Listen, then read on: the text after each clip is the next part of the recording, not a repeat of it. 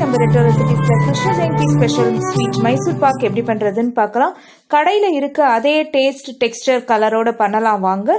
சேனலை சப்ஸ்கிரைப் பண்ணிக்கோங்க. அதுக்கு முன்னாடி கடலை மாவு ஒரு அழாக்கு எடுத்துக்கலாம். இந்த மாவு எடுத்துக்கிறது ரொம்ப முக்கியம். நீங்க என்ன கப்பில் எடுக்கிறீங்களோ அதில் இந்த மாதிரி அழுத்தி எடுத்துக்கணும்.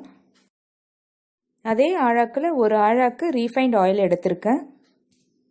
இந்த எண்ணெயிலேயே ஒரு அழாக்கு நெய்யும் சேர்த்துடலாம். நீங்கள் எந்த கப் எடுக்கிறீங்களோ அந்த கப் மெஷர்மெண்ட்டே ஃபாலோ பண்ணிக்கோங்க. இப்போ இதை நம்ம அடுப்பில் சூடு பண்ண ஆரம்பிச்சிடலாம். ஆழமாக இருக்க பிளேட்டோ இல்லைன்னா ட்ரேலியோ நெய் தடவி ரெடியாக வச்சுக்கலாம். பிடிக்காத ஒரு வானலியில் 2 கப்பு சர்க்கரையை எடுத்துக்கோங்க. அதில் 1 கப்பு தண்ணியை சேர்த்து நல்லா கொதிக்க விடுங்க. சர்க்கரை முதல்ல கரையட்டும். ஒரு கம்பி பதம் வந்திருக்கு பாருங்க. அதாவது நீங்கள் அந்த கரண்டியில் எடுத்தீங்கன்னா கீழேயும் மேலேயும் அது போயிட்டு வரணும். இப்போது நம்ம எடுத்து வச்சிருக்க அந்த கடலை மாவை கொஞ்சம் கொஞ்சமாக இதில் சேர்க்கலாம்.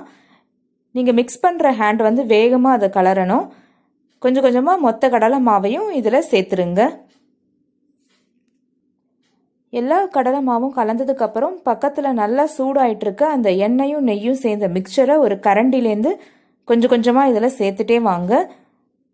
அது நல்லா சூடாக இருக்கணும். கைவிடாமல் கலரிட்டே இருங்க. அந்த நெய்யும் எண்ணெயும் உள்ளே இழுத்துட்டதுக்கப்புறமா மறுபடியும் இன்னொரு கரண்டி நெய் எண்ணெய் மிக்சரை சேர்த்துட்டே இருக்கணும். வருது பாருங்கள், அப்போ ஸ்டாப் பண்ணிடலாம். பண்ணாமல் உடனே கிரீஸ் பண்ணி வச்சுருக்க பிளேட்டில் அந்த மிக்சர் எடுத்து நீங்கள் சேர்த்துருங்க. கிரீஸ்டு பிளேட்டில் சேர்த்ததுக்கப்புறமா மேலே சர்க்கரையை தூவிக்கலாம். அப்போ மேலே பொங்கிட்டு இருக்கிறதும் நமக்கு அடங்கிடும். பார்க்குறதுக்கும் சூப்பராக இருக்கும். இப்போ ஒரு 2 மினிட்ஸ்க்கு அப்புறம் நம்ம பீஸ் போட்டுடலாம். ரொம்ப நேரம் ஆற விட்டுட்டிங்கன்னா பீஸ் போடுறது கஷ்டமாக ஆகிடும். நீங்கள் எந்த ஷேப் விருப்பப்படுறீங்களோ அந்த ஷேப் போட்டுடலாம். யூஸ்வலாக ஒரு ரெக்டாங்கிள் ஷேப் தான் கடையிலலாம் விற்பாங்க. பாருங்கள், கத்தி ஈஸியாக உள்ளே போகிற ஸ்டேஜில் இருக்கும் போது பீஸ் போட்டுருங்க.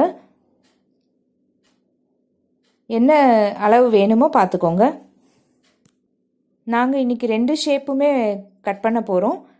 ஒன்று டைமண்ட் ஷேப்பும் கொஞ்சம் ரெக்டாங்கிள் ஷேப்பும். இப்போ நீங்கள் அதை கிராஸ் கட் பண்ணிங்கன்னா உங்களுக்கு வர பீசஸ் டைமண்ட் ஷேப்ஸில் கிடைக்கும். பாருங்கள், தெரியும்னு நினைக்கிறேன். சூப்பரான மைசூர் பாக்கு நமக்கு ரெடி ஆயாச்சு. அதோட டெக்ஸ்சர் பாருங்கள், கூடு கூடாக கடையில் இருக்க மாதிரி கரெக்டாக இருக்குது. ப்ரௌன் கலர் நடுவில் இருக்குது, மேலே எல்லோவாகவும் இருக்குது. மெஷர்மெண்ட்டை ஃபாலோ பண்ணி நீங்களும் சூப்பராக மைசூர் பாக்க பண்ணுங்கள்.